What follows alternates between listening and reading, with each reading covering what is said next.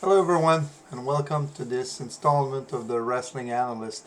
I had to redo the video because I wasn't aware that the sound wasn't too good on the other one. So I'm redoing this video and I deleted the other ones so you won't be able to see them anymore. Um, Today I'm going to analyze the show for Halloween Havoc 2022 from Orlando, Florida, which just took place 2 days ago. 2 days ago, Saturday. So the show started with a hell of a match, the match of the night, which was a fatal five-way ladder match for the North American Championship, the NXT North American Championship. Carmelo Hayes was facing Oro Mensah versus Wesley. Sorry, I had to tongue-tied a little bit there. Wishful thinking that Keith Lee would come back to NXT, but anyway. Von Wagner and Nathan Fraser were the other two involved. Now, that match was very fast-paced. A lot of nice spots during the match. A lot of innovation, because there was some things there that we've seen a ton of ladder matches, and probably there was a couple of things there that we haven't seen, and some of them that we have seen a lot of times, but that doesn't matter. Ladder match is always good, especially with that kind of talent in there. Four of the five guys were little guys, high flyers, very talented. Von Wagner was there. More powerful guy, bigger guy, and his main purpose of being there was to make the environment, the match environment, safer for everyone involved, because he would be down outside the ring and like catching the guys when they would dive over the top rope or things like that. So that was his main purpose in the match. Like I said, very fast pace. At one point, Oro Mensah was close to winning the title. I'll pick up my dog here. So Oro Mensah was close to winning the title, and Trick Williams prevented him from winning the title. Wesley won the title. Incredible match. I won't say it was a 5-star, 4-star, because that's not the goal of this channel, rating matches. But my prediction was that Carmelo Hayes would win if he wasn't called up to the main roster. Now, he didn't win, so I expect, as a lot of rumors are saying, that Melo is going to be going up. And a lot of rumors again are saying that he's going to join Hit Row. So we'll see about that.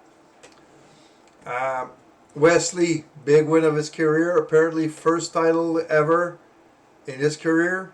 I don't know how long he's been wrestling, but apparently this is the first ever title for him. Now, if he wrestled somewhere before and they never gave him a title, those promoters were blind.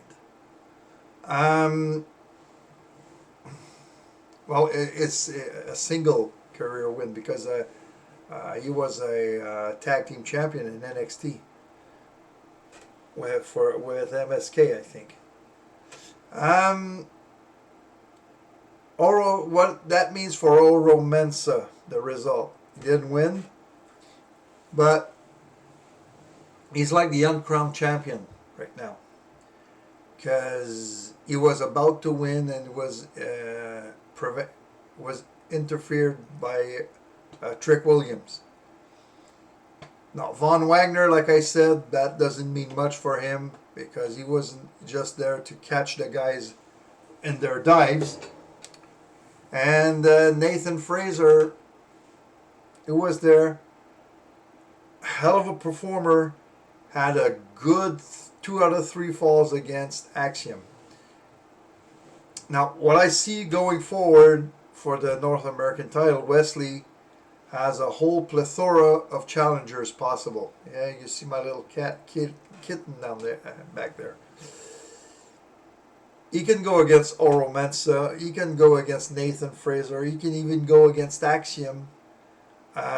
Those would be incredible matches. So it's a fresh new start for the North American title because Carmelo had the title for the better part of last year. So it's a fresh new start, and we're going to see how it goes.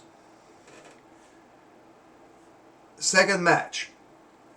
Now, this match was in 2 parts. There was a cinematic, and then we had the in-ring match. So I'll describe the cinematic part a little bit now. JC Jane was playing the scared little girl in the horror movies. Gigi was playing the girl that, like, hey, we have this. We can take care of that, and you're just a scared little shit or whatever. And Mandy was like the leader of the group again. So they get in the House of Horrors. Alba takes out JC first. Then she takes out Gigi. And then she takes care of Mandy. Puts her in the car. Knocks out Gigi and JC, who got out of the house. Takes the car. Drive back to the arena. So that was about it for the first part. When they got to the ring, Alba Fire had the match won, basically. She had the match won, but the referee was knocked out. So Alba Fire is like the uncrowned champion, the uncrowned NXT's women's champion right now. There was a double team on Alba Fire from Toxic Attraction behind the referee's back, well, while he was knocked out. And they put her back in the ring. When she came back to the ring, boom, Mandy hits the knee and wins the match. Now, this feud is not over by a long shot. Not at all. Like I said, Alba Fire is the uncrowned champion right now. She will say that she was screwed, which she was. And this is going to probably go on until the next premium live event, December 10th, deadline. Alba Fire is going to get another shot at Mandy Rose. And it's probably there that she's going to lose the title. And after that, Toxic Attraction will get called up to the main roster. Unless they wait after WrestleMania. Because a lot of call-up happen after WrestleMania. So we'll see about that. Now, at the end of the video, I'll come back. I've seen a lot of people complain about the ref bump. A lot of people complain, say, I hate ref bumps in championship matches. And at the end of the video, I'll come back to this and explain why ref bumps are a necessary evil in wrestling. So I'll turn on to the third match, Grayson Waller versus Apollo Crews in a casket match. Now, this match was probably the worst of the night. Not a knock on the performers, but I think Apollo Crews has immense talent, a lot of agility, a lot of power. Grayson Waller, a lot of charisma. he can have heel heat like that, but I don't know why, but it's not that it was bad. The match was not bad, but it wasn't the greatest it could have been. Now, Waller did put Cruz through the casket, but the rules say that you have to put your opponent in the casket and close the lid. And that's not what happened there. So that's why the referee didn't declare Waller a winner. They put another casket in, and Apollo Crews wins, to my surprise, because I thought that Apollo Crews going back to NXT, he was going there to put younger talent over, a little bit like Edge on the main roster right now. Edge is mainly there to put over younger talent while doing what he loves so much, and that was taken away from him for 9 years. Just imagine the number of titles he could have had. He had 11 world titles, and he was out for 9 years. Imagine that. So, anyway. So Apollo Crews gets his big win from the feud, and that's probably going to end the feud. Grayson Waller lost that match, of course, and what's going to happen to him if he doesn't have another major feud right now and wins that feud, he's not going to be in title contention for a while. And I think that would be a good thing, because he still needs to polish a little bit his persona and his wrestling. Not that it's bad, but he still needs work. Match 4. Cora Jade versus Roxanne Perez. Weapons Wild match. Very, very good match. The psychology behind that match was pretty good too. Big spot at almost the end, when they were on that stage there with the guardrail removed, and you see the hesitation from Roxanne, and they both fall off. That was a nice spot where you see that Roxanne still had second thoughts about what she was planning. So Roxanne takes the win. Cora at one point says, "You were never my friend." And right after that, Roxanne says, "You were always my best friend." And it's like, okay, so even with everything that happened, you still consider her your best friend, even though she's not anymore. But, well, for the gimmick, of course, because the backstage are probably still best friends or whatever. So Roxanne gets the win, gets her big win that should end this feud again, and she will go on to greater things in the future. Now, I don't think Roxanne is ready for the title yet. She's not ready to challenge for the NXT Women's Championship.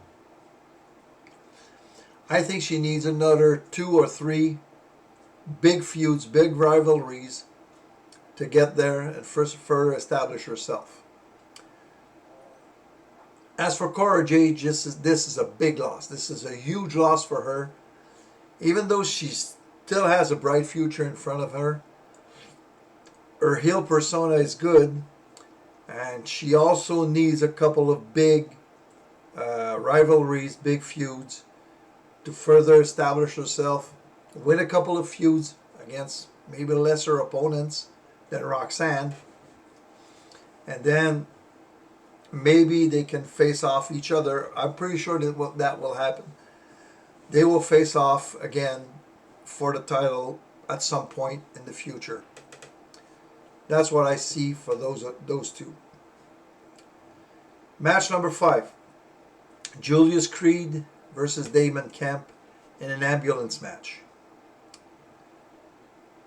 Julius needed to win the match to save his brother's career and almost save Diamond Mine as a whole.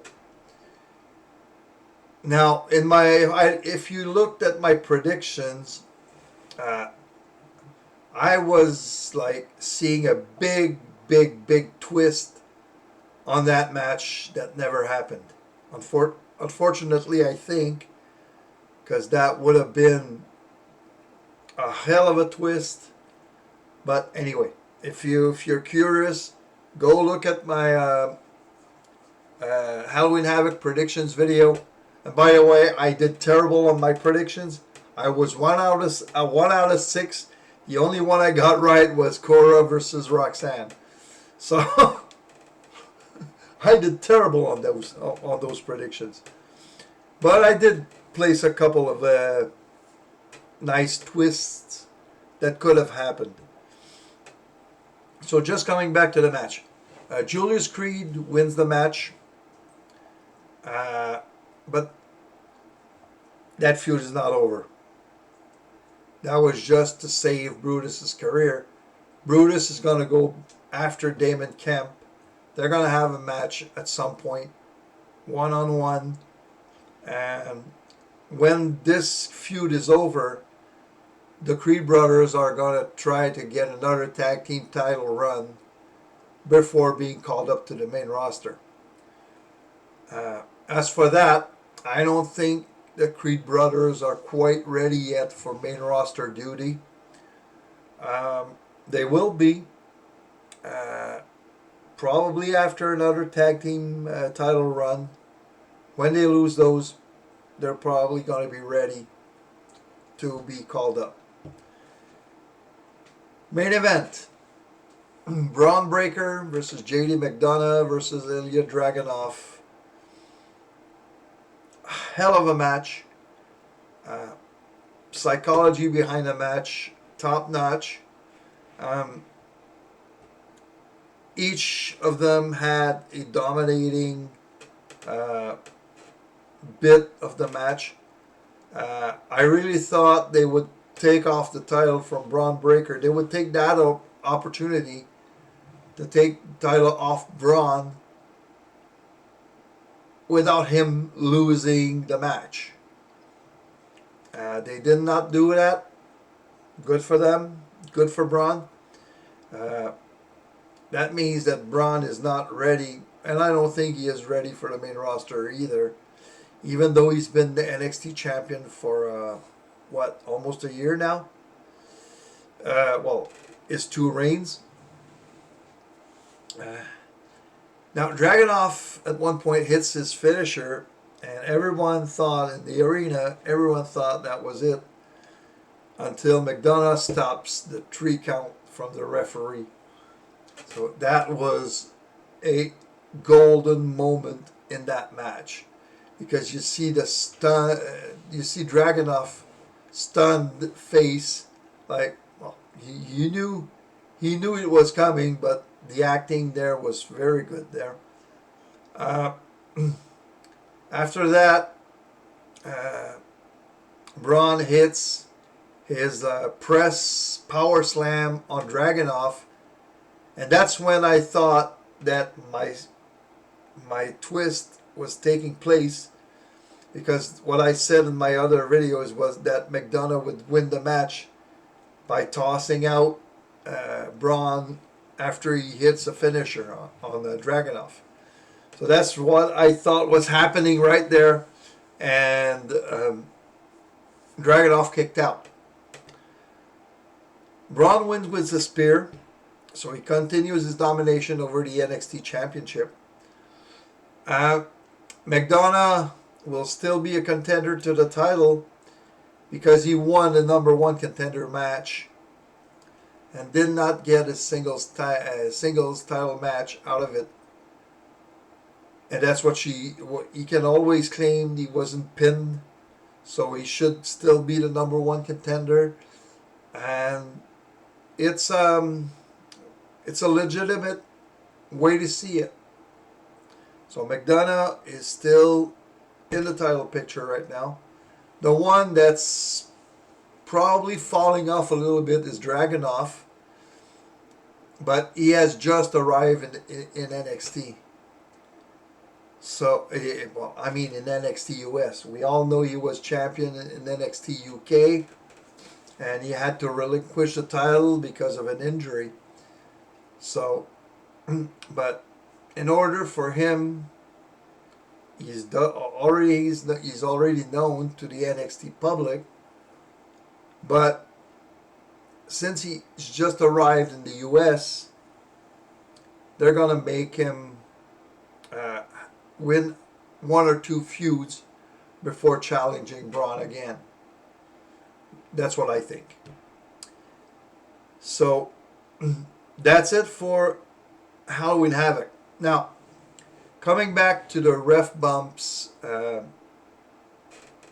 necessary evil, like I say, in championship matches.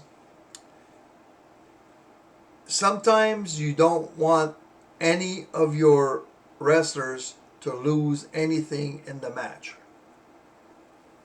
You can have a DQ loss. You can have, but people hate DQs. People hate double countouts. A lot of people want to see a resolution in the ring. I'm one of them. I'm not a fan of the ref bumps. I'm not a fan of the DQs in title matches. But hey, it's part of the game. It's part of the storylines. And it's part of wrestling. Now, the reason behind the ref bump was exactly that. They wanted Mandy to win, to keep the title.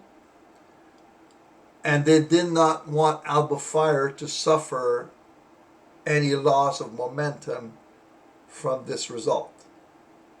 And that is exactly why this ref bump was done in the women's championship match. And the majority of time, that's exactly the reason why there is a ref bump in a match. Because you don't want any wrestler to lose any credibility, any momentum. And Alba Fire, from that match, from that result, is still the number one contender to Mandy's title, because she didn't lose. She had the match won. If the referee would not have been knocked out, Alba Fire would be champion right now. Wrestling storyline wise. So I'm looking forward to see Alba Fire against Mandy Rose at Deadline on December 10th. If they don't do that in a regular episode. But I doubt it. They're going to keep that for December 10th.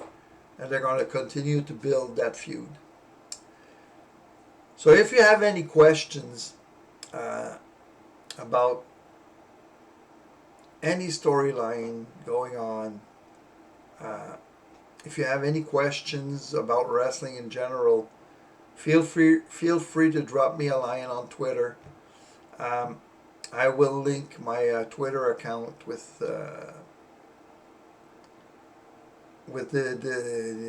my YouTube account. So feel free to drop me a line, give me a message, and if you like this video, leave me a like, subscribe to the channel, turn on notifications, and if you agree with or disagree with me, I'm up for debate, so leave a comment. Have a nice day, and see you later.